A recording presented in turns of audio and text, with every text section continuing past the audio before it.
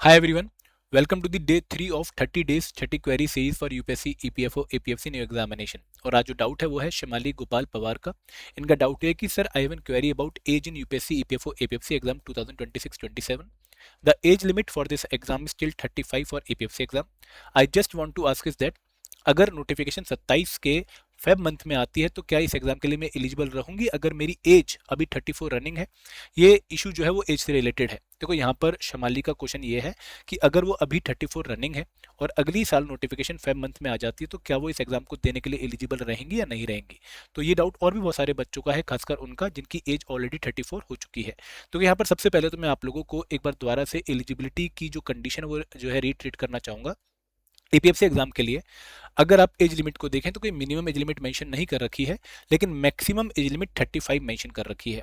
और ये age limit calculate होती है last date of filling of application form पे। अगर इस पर्टिकुलर पॉइंट पर last date of filling of application form पर आप 35 के हो चुके होते हैं और आप अनरिजर्व कैटेगरी से बिलोंग करते हैं तो आप इस एग्जाम के लिए एलिजिबल नहीं रहते। बट अगर इस पर्टिकुलर रेफरेंस पॉइंट पे आपकी एज 35 से कम रहती है तो आप ये एग्जाम दे सकते हैं।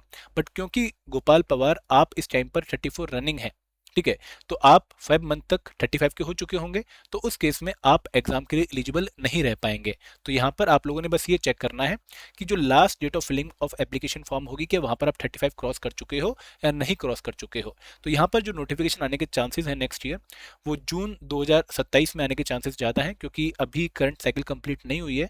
और पिछली बार का अगर रेफरेंस लेके चले तो मिड जून में नोटिफिकेशन आ सकती है। तो उस केस में आई डोंट थिंक कि गोपाल पवार आप जो है एलिजिबल रहोगे इस पर्टिकुलर एग्जाम के लिए। Thank you very much.